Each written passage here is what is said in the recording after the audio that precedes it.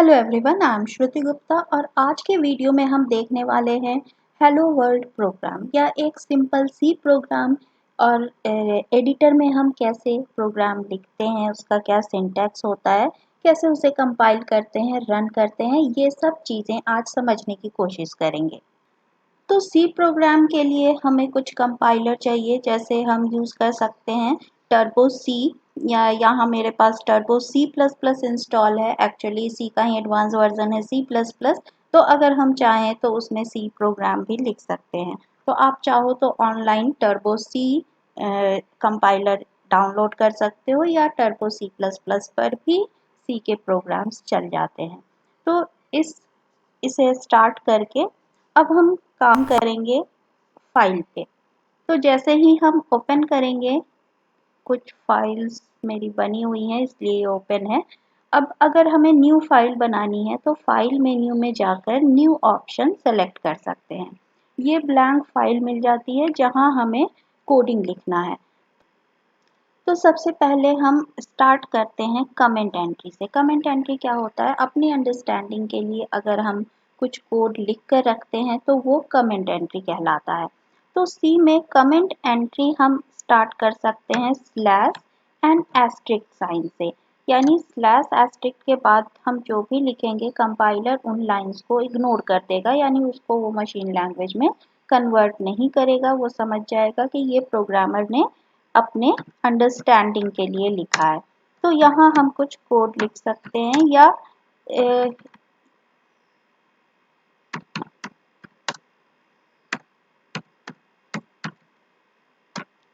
तो ये चीज़ें कंपलसरी नहीं होती हैं, बट हमारे लिए ये बेनिफिशियल होता है। स्टार्टिंग में फर्स्ट लाइन में ही अगर हम प्रोग्राम का पर्पस लिख दें तो कभी भी हम फाइल को ओपन करेंगे तो हमें पता चल जाएगा कि ये प्रोग्राम किससे रिलेटेड है। तो ये प्रोलॉग कहलाता है, जिसमें हम प्रोग्राम के बारे में लिखते हैं स्टार्टिंग में ही। तो जब भी हम कमेंट लिखते हैं इसे स्टार्ट करते हैं स्लैश एस्ट्रिक से और इसको क्लोज करते हैं एस्ट्रिक स्लैश से, यानी ये हमारा कमेंट एंट्री बन गया। सेकंड, हम कुछ हेडर फाइल इंक्लूड करेंगे। तो हैश इंक्लूड stdio.h, सी के किसी भी प्रोग्राम में इस हेडर फाइल को इंक्लूड करना होगा। stdio stands for standard input output header file, यानी कोई भी अगर सी का प्रोग्राम हम बनाएंगे तो ये कंपलसरी है इस फाइल को इंक्लूड करना, क्योंकि बहुत सारे हमने डेटा टाइप्स पढ़े थे, बहुत सारे फंक्शंस हम यूज करते हैं प्रोग्राम में, इन सब की डेफिनेशन इस हेडर फाइल में होती है। और हैश इंक्लूड कंपाइलर के लिए ये इंस्ट्रक्शन है कि हमारे प्रोग्राम को कंपाइल करने के पहले ये हेडर फाइल हमारे कोड में अटैच कर दें। देन हम लिखते हैं void main, और ये कहलाता है फंक्शन साइन फर्स्ट ब्रैकेट। ठीक है, तो किसी भी प्रोग्राम का एग्जीक्यूशन मेन फंक्शन से स्टार्ट होता है। मेन फंक्शन किसी भी फंक्शन का कोड कर्ली ब्रेसेस ओपन और कर्ली ब्रेसेस क्लोज, यानी इसके बीच में हम मेन फंक्शन की कोडिंग लिखेंगे। तो हमें क्या करना है, स्क्रीन पर हमें प्रिंट करना है हेलो वर्ल्ड।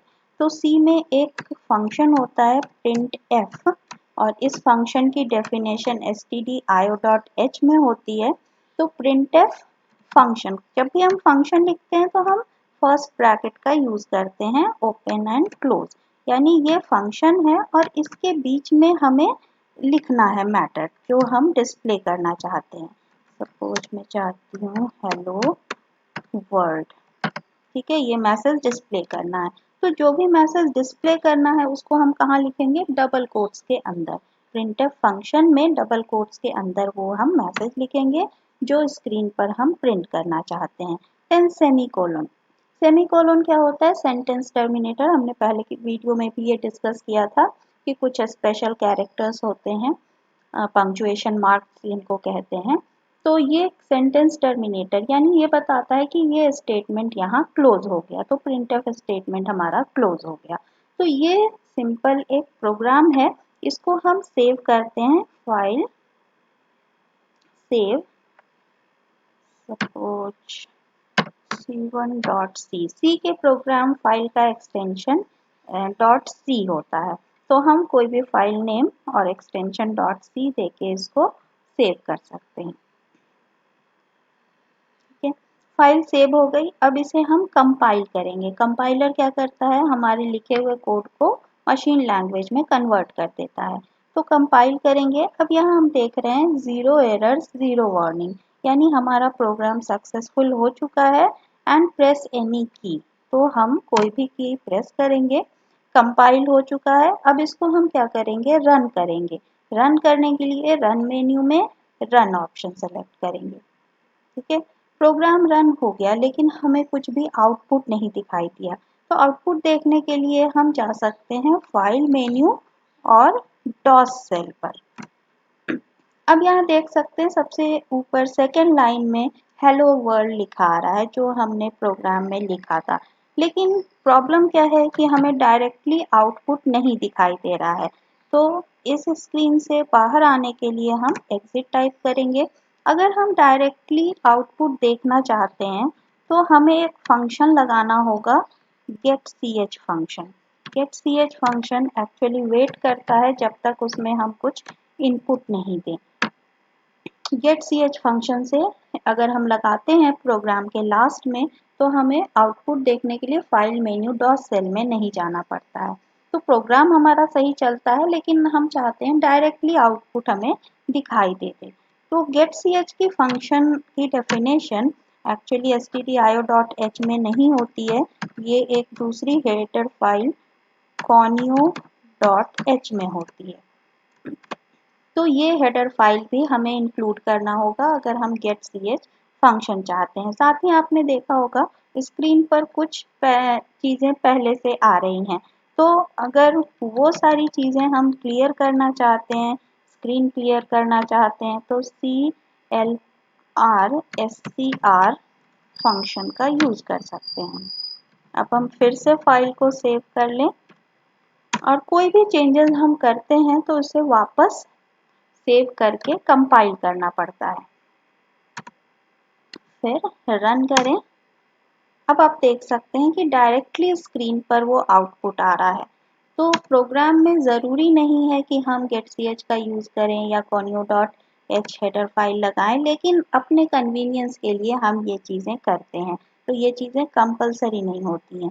तो यहाँ आपने समझा कि पहली लाइन ये क्या है, कमेंट एंट्री। दूसरी लाइन है फाइल को इंक्लूड करना। अगर कुछ और एक्स्ट्रा हम फाइल्स इंक्लूड करना चाहते हैं तो वो भी कर सकते हैं। देन मेन फंक्शन में curly braces open and close, इसके बीच में हम कुछ कोड लिख सकते हैं। तो इसी तरीके से अगर हम वैल्यू को रीड करना चाहते हैं तो printf और scanf का यूज़ कर सकते हैं, जो आगे के वीडियोस में हम देखेंगे। आज के वीडियो में अगर आपको ये समझ में आया तो इस वीडियो को लाइक, शेयर एंड सब्सक्राइब करें। Thanks for watching this video.